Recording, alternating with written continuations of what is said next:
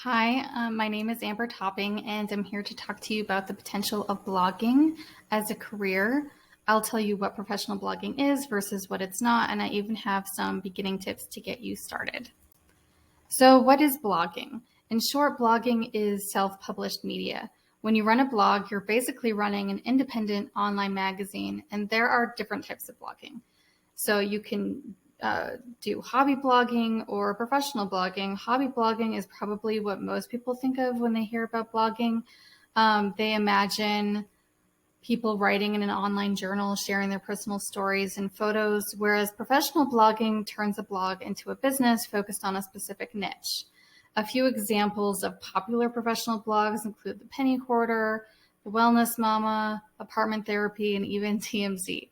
Now, blogging as a career does not usually come to people's minds when asked about career choices. However, it's becoming more prevalent and realistic as a choice if you approach blogging the right way. But it's not a career for everyone. If the idea of running your own online magazine and every aspect of digital publishing interests you, think article writing, social media management, editing, entrepreneurship, marketing, publicity, etc., then blogging might be a good option for you. If starting a professional blog interests you, the first thing you need to figure out is your niche topic. So getting started is all about connecting to your creativity and your passions. Blogging as a career means you need to niche down. You can't just write about whatever you feel like. Instead, you're creating within a brand and talking about a specific topic that you're interested in. But what does going niche mean? It means focusing on a very specific topic and then becoming an expert on it people trust and want to listen to. For example, let's say you're interested in starting a travel blog. To niche down, you might make your travel blog focused only on the United States or even a particular state like Arizona. For example, since you live in Arizona and let's say you travel all over the state regularly and know all the best places to stay and visit, people will be more interested in your recommendations. But before choosing your niche, start to consider what category you're interested in blogging in. A few categories include lifestyle, food, entertainment, which is like movies, books, TV. Then there's travel and finance. Other popular categories include arts and crafts, outdoors, fashion and beauty, pets, homeschool, gardening, health and fitness, marketing, decorating, and tech. And that's just the most popular blogging categories. From there, you want to start to niche down without going too niche so that no one wants to read your blog. A good example of a niche is the marketing category. Say you're great with social media, so maybe your blog could be focused on giving the best social media tips to other bloggers, entrepreneurs, and more. Ultimately, it's important to choose a topic that people are searching for, which will require some research and that you're also passionate about. After you've chosen your topic, the first thing you want to do is come up with your blog name. Consider this carefully as this name will become a large part of your brand. And then you want to buy a domain name. Mine is silverpetticoatreview.com. So when you're ready to buy your domain name, you can use services like Cloudflare to buy a new domain and register it. From there, you'll need to choose your content management system, which is WordPress, Squarespace, etc., and a website host. For the content management system, otherwise known as CMS, my advice is to choose WordPress. When building a professional blog, then WordPress is the best choice. Now be careful not to set up your blog using WordPress.com. Instead, you want to use WordPress.org. There is a difference. As far as hosting goes, you want to choose a hosting company that is fast, has good customer service, and can handle a lot of traffic within your price range. A few of my favorite choices include Flywheel, Cloudways, and ServeBolt. Now, don't trust all the ads online. Instead, talk to other bloggers and find out what hosts they recommend. The second major thing you need to do is customize your blog. You need to choose a theme and customize it to your brand with colors, photographs, and design elements. Don't choose a bloated, slow theme as that will hurt your traffic. A couple of great choices include Trellis and GeneratePress, and they have all kinds of different styles of themes.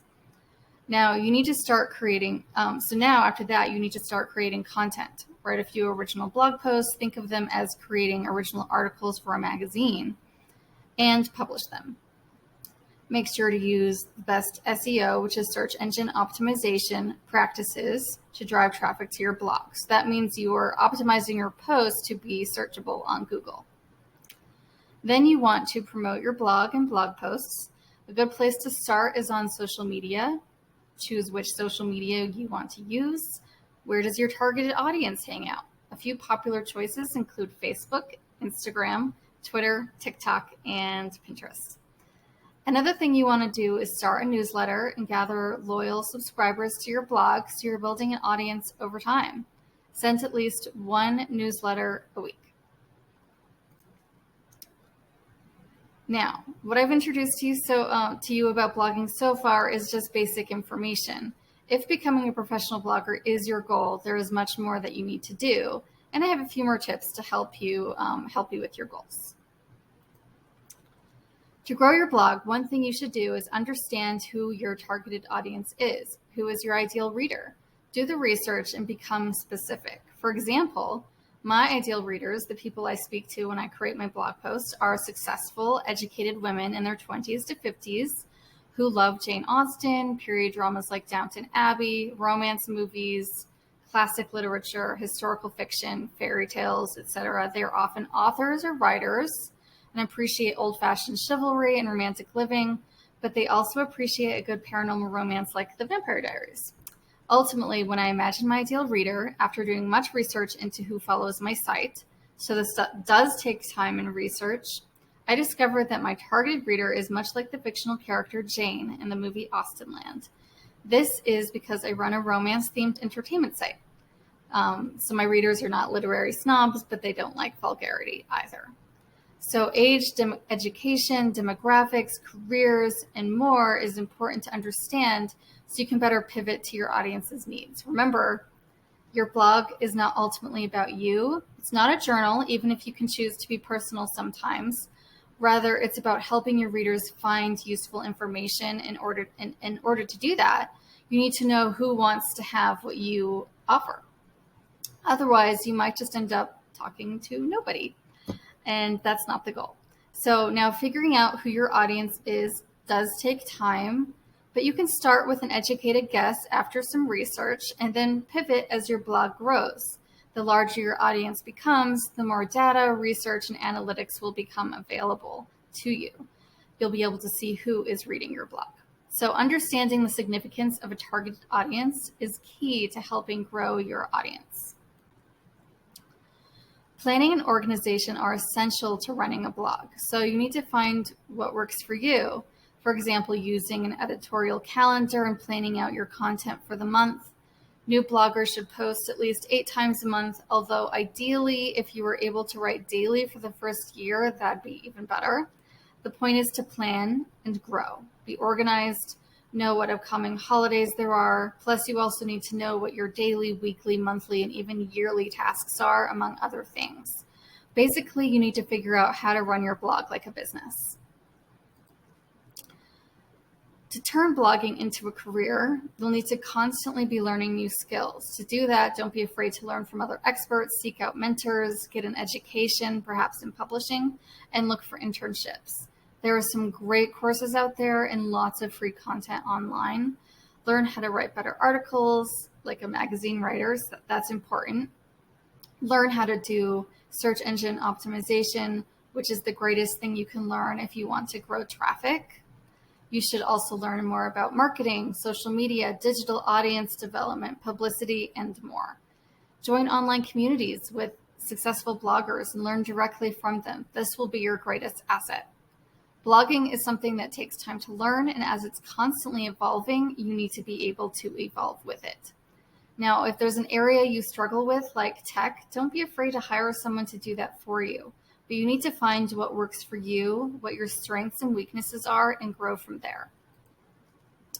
Now, the part many of you probably want to know, how to monetize your blog and turn it into a business and a career. Well, the first thing you want to do is build an audience and grow authentic traffic. A goal to start with is 50,000 visitors a month. Once you get there, then you can apply to get into quality ad networks. I recommend Mediavine, which you can apply for at 50,000, or AdThrive. You need to get to 100,000 visitors. a month. They're the two best ad networks. I wouldn't bother wasting time with Google AdSense or a spammy ad network. Focus on getting your traffic up. Make sure you have a quality site that isn't spammy or inappropriate, and then apply to these quality networks. Ad income can be quite lucrative, especially once you start hitting 100,000 to 200,000 visitors a month. Other ways to monetize include affiliate income, which is like promoting a product or company that you get a small commission from if someone clicks on your link and buys.